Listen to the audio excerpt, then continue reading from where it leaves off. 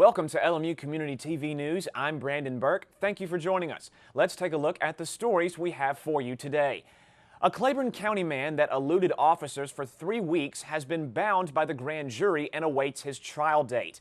31-year-old David Dwayne Evans is accused of leading law enforcement on a 3-week chase that included a shootout and a car chase that sent a police cruiser into some trees, and on another occasion a shootout with unnamed deputies. The 3-week chase ended at a house located on McDaniel Lane in the Clouds community of New Tazewell Evans and his alleged girlfriend were staying at. And that is where a standoff occurred that forced the police to use tear gas to get the suspects inside the home to surrender. Evans has at least 7 outstanding warrants in Bell County and Middlesboro, and he was also out on bond in another jurisdiction. Evans and his alleged accomplice, 25-year-old Dean Franklin Clark, are facing 19 combined charges that include attempted second-degree murder, aggravated assault, possession of a firearm during the commission of a dangerous felony, and facilitation to attempt to commit first-degree murder. A $1 million bond is set for both Evans and Clark. In response to the recent cases of raccoon variant rabies discovered in Southwest Virginia, the Center for Animal and Human Health in Appalachia, or CAHA, in conjunction with the Lincoln Memorial University College of Veterinary Medicine, will be hosting its first low-cost rabies vaccination clinic on Saturday, July the 22nd from 10 a.m. to 2 p.m. at the DeBusk Veterinary Teaching Center in 203 DeBusk Farm Drive in Ewing, Virginia. The clinic, hosted by the 2017 CAHA Summer Scholars students from LMU CVM, is open to the public. The cost for the rabies vaccination is $8 to be paid in cash only. Please bring dogs on a leash and cats in a carrier. For more information, you can call 423-869-6580 or email gilbert.patterson@lmunet.edu.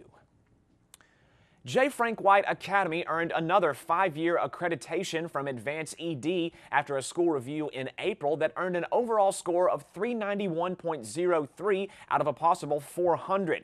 JFWA Principal Jerry D. Boaster said, "I am very proud of our students, parents, faculty, and community partners for embracing this opportunity and openly sharing with the review team.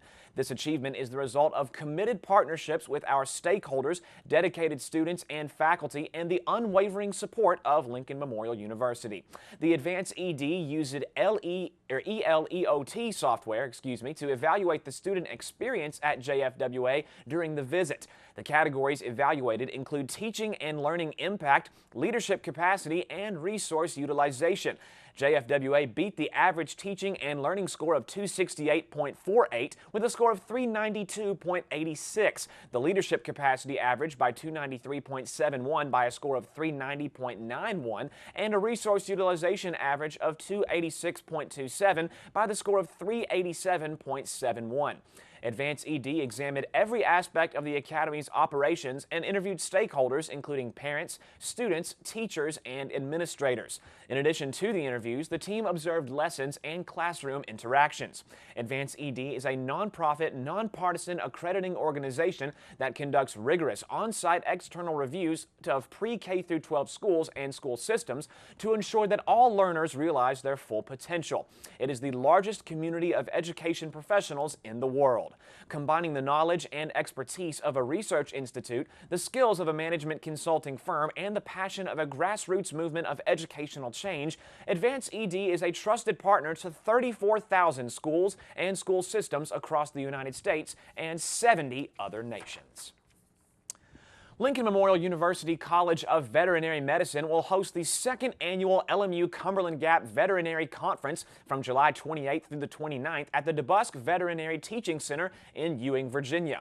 The conference will offer continuing education credits for veterinarians in the categories of food animal, small ruminant, and equine. Feature speakers including Dr. David Pugh, clinical professor at Auburn University College of Veterinary Medicine, and Dr. Andy Meadows, owner of Springwood Livestock Management Services. Veterinarians can earn 10 continuing education credit hours for attending the event, which also includes a cocktail hour, dinner, and a tour of LMU CVM facilities. Registration on site is $125 per person. And for more information, you can contact Jane Smola at 423 223-869-6541 or email at jane.smola@lmunet.edu. Now let's take a look at your community calendar of events coming up over the next couple of weeks. New Beginning Christian Academy is hosting a back-to-school celebration on July the 21st from 6 to 8 p.m. at 2305 Highway 63 in Harrogate, Tennessee. There will be inflatables for kids and free food, and everyone is welcome. For more information, you can call 423-869-7378. Swimming lessons are being held at the new Tazewell City Pool. Ages 9 and up will be held on July the 24th through the 27th at 10 a.m. For scheduling or more information, you can contact Mindy Williams at 423-441-2354. Middlesboro Youth Football will hold sign-ups on July the 22nd at Hibbett Sports in the Middlesboro Mall. Registration fee is $60, and the parents or guardians must bring the child's birth certificate. UK Cooperative Extension Service will present a food preservation workshop on July the 26th at 10 a.m. at the Knox County Extension Office. The cost of the workshop is $10 and it will cover lunch and the materials. There is a limit of 10 spots, so to reserve your spot, you can call 606-337-2376. The Bell County Extension Office is hosting a Plated Up cooking class on July 27th at 1 p.m. at the Extension Office. The students will be making grilled sweet potatoes, and for more information or to register, you can call 606-337-2376. Indian Creek Baptist Church is hosting a 5th Sunday singing on July the 30th at 10:30 a.m. featuring the Botts family of La Follette, Tennessee, and others. Lunch will be after the service and everyone is welcome. The Bell County Extension Office is holding a DIY Mechanics 101 class on August the 3rd at 10 a.m. The class will be located at the Bell County Bus Garage, and the students will learn how to change their own tire and oil, as well as doing a full vehicle inspection. For more information or to register, you can call 606-337-2376. Middlesboro's 3rd annual Wing Fling Festival will be August the 5th from 2 to 6 p.m. in downtown Middlesboro on Cumberland Avenue. And for more information, you can visit the Facebook page at www.facebook.com/wingflingmboro. Vets Serving Vets' 2nd annual Freedom Run will be August the 5th at the city parking lot in Middlesboro during the Wing Fling Festival. There will be live music, door prizes, and vendors. Registration begins at 10 a.m. and the ride will begin at noon. The cost per rider is $10 and all the proceeds will benefit Vets Serving Vets. Middlesboro Pizza Hut will be sponsoring Eat for Pete on August the 7th from 5 to 8 p.m. The waitstaff will be members of Friends of the Bell County Animal Shelter, and the proceeds and all tips will go to the FOS Pet Food Program for dogs and cats. A flyer must be presented to the Pizza Hut cashier when paying the bill. And that is a look at the LMU Community TV calendar, but stay with us as coming up after the break, we will let you know about high school football previews and more in sports here on LMU Community TV News. What do we know about learning? It takes place beyond the pages of a book. We learn by exploring, by trying new things, by connecting, by sharing. We learn by taking chances and dreaming big. At Lincoln Memorial University, learning is beyond the books. It's everywhere. Guess what? I have some news for you. There's free food right there, junk food. You see that truck? Oh, jeez. It's a 2 Michelin star chef. All for free, ladies and gentlemen. All for free. Here we have a panzanella with summer vegetables and pesto. Enjoy. How we doing? Fantastic. So what do you got going on underneath that plate there? This food is really about to be thrown away. Yeah. Is there something wrong with this food? Where did you get it from? From farmers markets. They put aside the ugly vegetables and the ugly fruits. Carrot top, soft avocados. It was all food that was going to be discarded. Even the drink you had is made from like a little bruised peach. Did it taste a little bruised? Great. It was good. The average person throws away 24 pounds of food a month. That's a lot. Isn't that a lot? Go visit savethefood.com for more information. Thank you. Junk food time!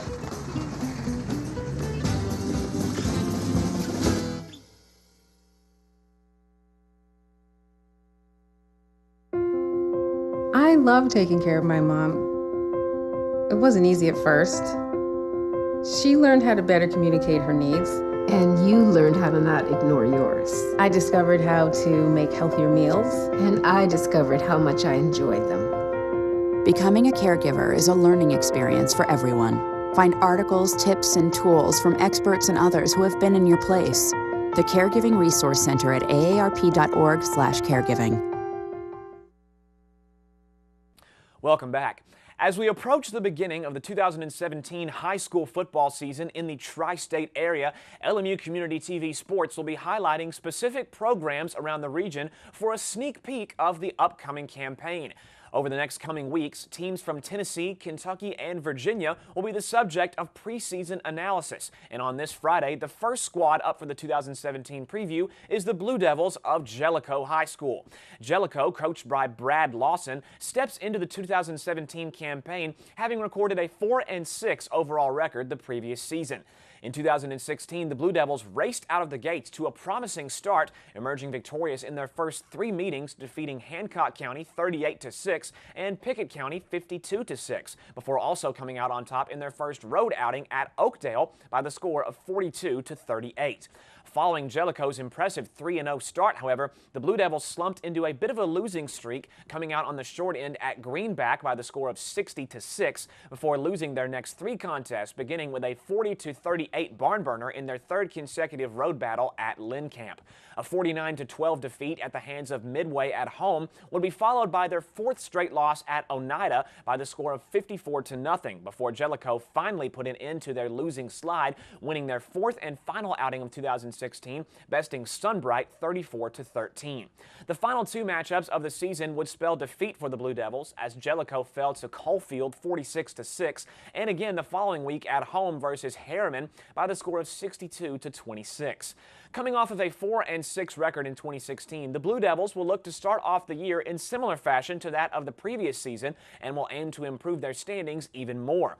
Jellicoe's 2017 campaign will begin on August the 18th when the Blue Devils travel to Williamsburg, Kentucky before hosting their next 4 outings against Oakdale, Lookout Valley, Unaka, and Lincamp. Jellicoe will head back to the road on September the 29th to face off against the Hancock County Indians before returning home 1 week later to meet the Panthers of Cumberland Gap.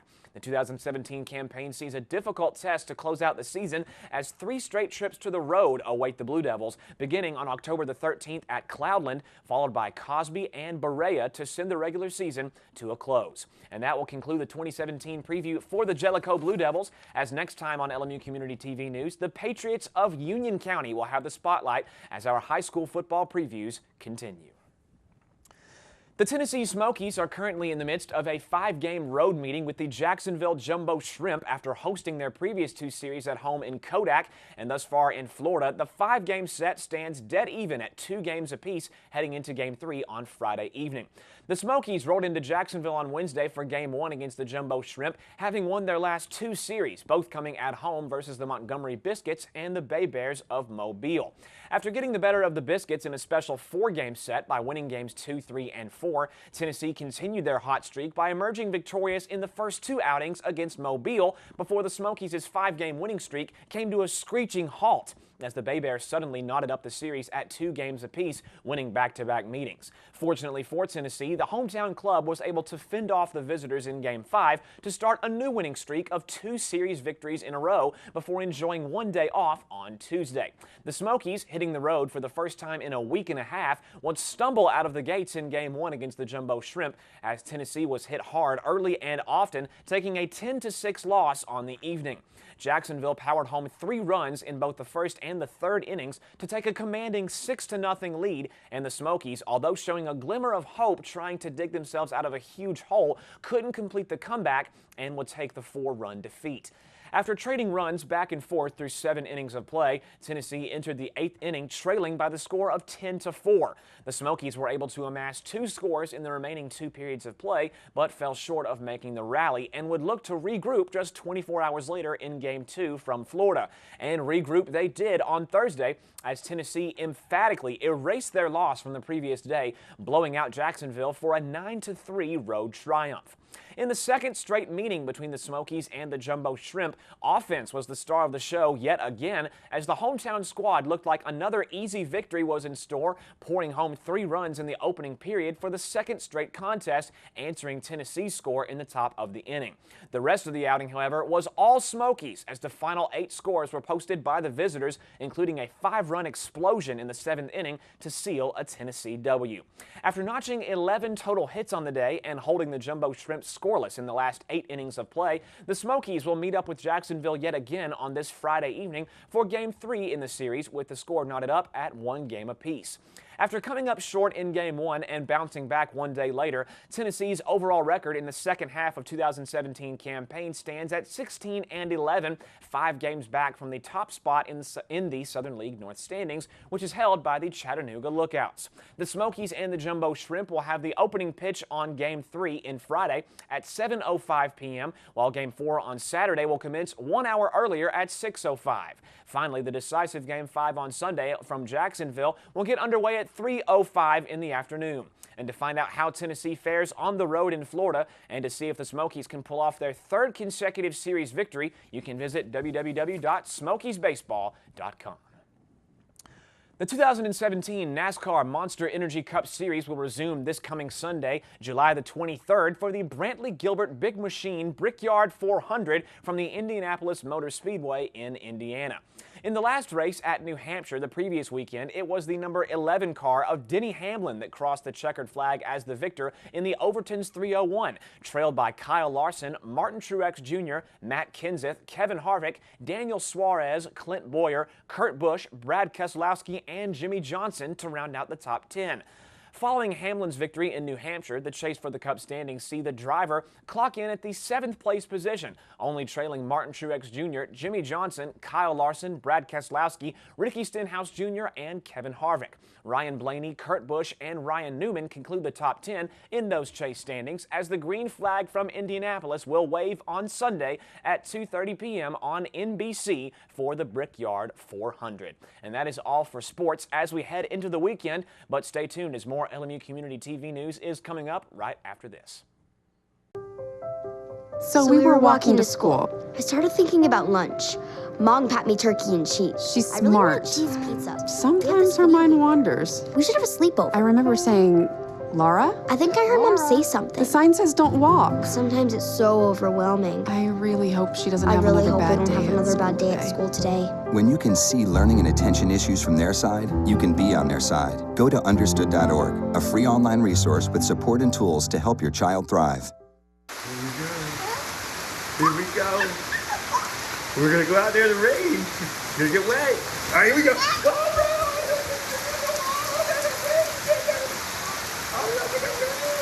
Okay, quick.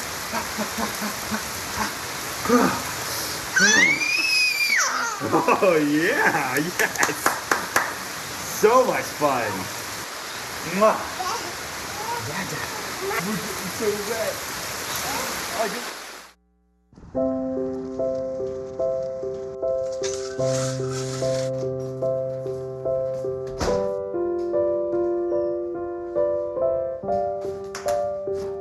I like to eat apples and bananas.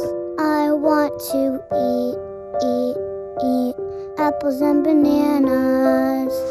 I need to eat apples and bananas. Why can't I eat apples and bananas?